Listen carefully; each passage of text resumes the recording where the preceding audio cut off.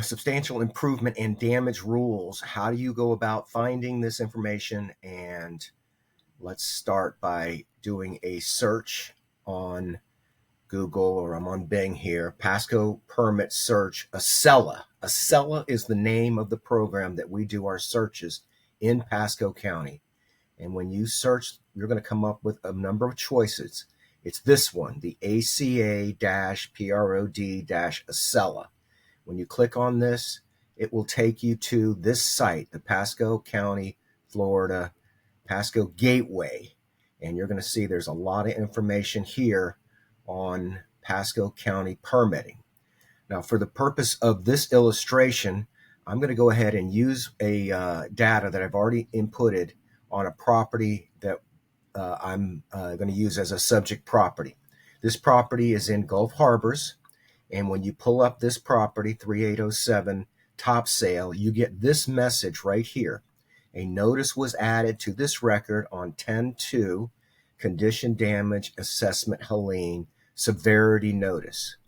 And if you click on this button right here, this is where we go to see the implications of this storm and what has happened.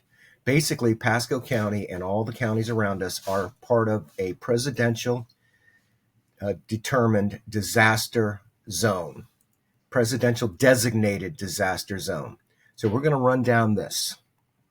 How does the substantial damage rule impact Pasco County? Pasco County is working to help you get back on your feet while following guidelines that will protect our community from future harm.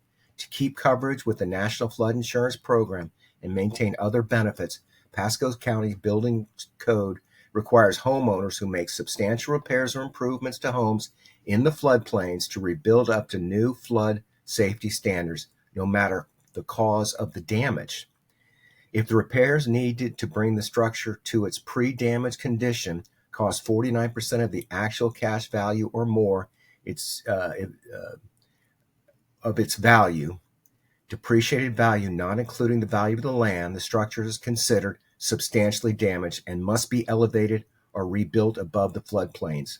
Pasco County is responsible for assessing damages before repairs on all buildings in flood hazard areas within the unincorporated county as part of the floodplain management rules adopted per FEMA guidelines. These substantial damage inspections are underway and will likely take several months to complete due to the widespread impacts of Hurricanes Helene and Milton. If you live in a flood hazard area within unincorporated Pasco, click here for a printable Repairing Homes in a Flood Zone flyer outlining the steps you should take. So we're going to click here, and we're going to look at the printable copy of this. And that's pretty simplistic. Call or email to request a substantial damage inspection. All homes located in a flood hazard area are subject to the substantial damage rule. Inspectors will determine if the damage from the recent hurricane surpasses the 49% improvement threshold. Check to see if your home is in a flood hazard area.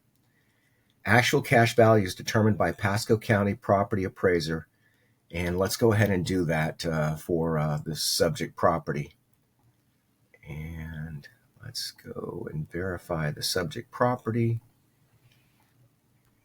Actually, you know what? I'm just going to go ahead and take a random property.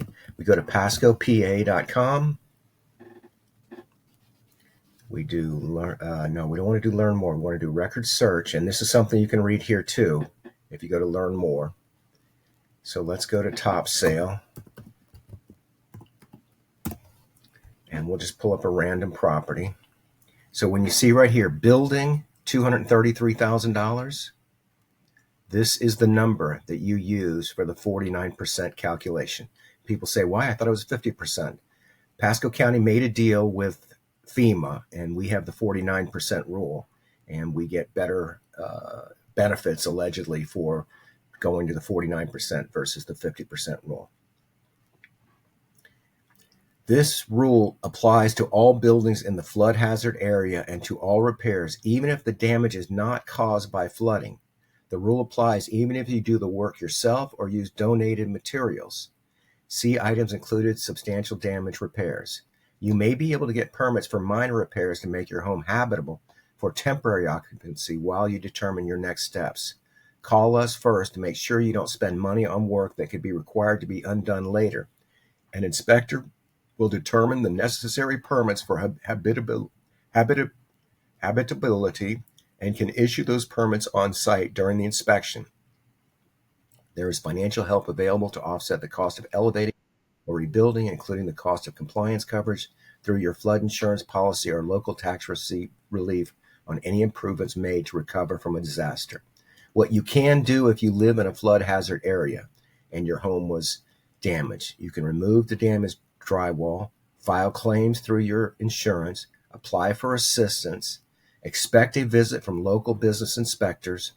If you receive a letter in the mail stating that your home is substantially damaged, you are required to bring the structure up to flood safety standards. If you disagree with the determination, you may request a reassessment. Hire a licensed contractor and make sure they're pulling permits from the county. Unpermitted work will be required to be removed or redone. This is a big deal right here because a lot of people made repairs.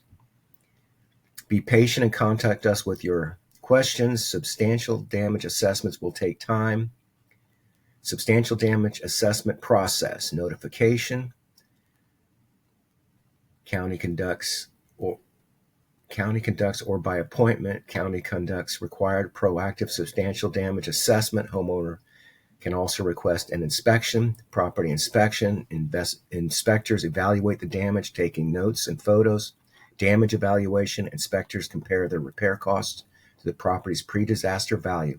Damage is over 49% in Pasco County classify as substantially damaged. Homeowners receive a formal notification detailing assessment results and compliance obligation.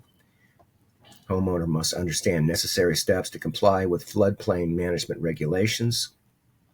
Homeowner investigates available funding and assistance programs for recovery. Homeowner to hire contractors to submit necessary permits, begin repairs, and document progress.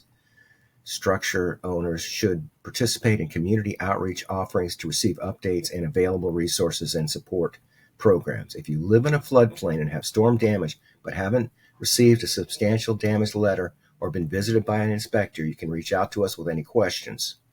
Consequences of non-compliance. Why does FEMA require substantial damage assessment? Often known as the 50% FEMA rule, federal floodplain requirements for major improvement or repairs for cities and counties across the country make communities ineligible for NFIP, that's the National Flood Insurance Program, flood insurance, and other critical programs. Consequences of non-compliance may include cities or counties may face probation or suspension from the NFIP. Homeowners could lose access to federally regulated mortgages or face foreclosure, loss of eligibility for federal funding. The county faces the following risks if suspended from a FEMA National Flood Insurance Program: loss of mortgage access and ineligibility for federal grants, increased financial burden on residents. The 49% rule and your home's market value means the value of the building and structures, excluding the land and other improvements on the parcel. The term refers to actual cash value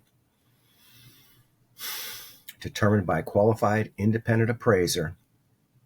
Click here for printable repairing homes in a flood zone flyer outlining the steps you should take. mypasco.co/repairing homes.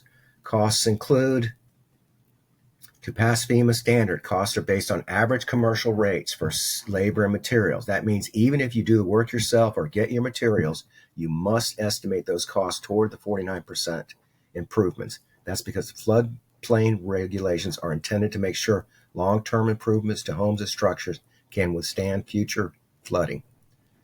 Click here to use the FEMA Substantial Damage Estimator tool.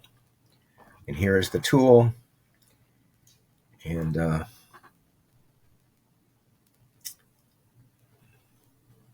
I'm done. This is overwhelming, I know, and we're just going to have to get ourselves through this. I'm just really afraid that a lot of these homes that we are working on right now are not going to be able to be repaired.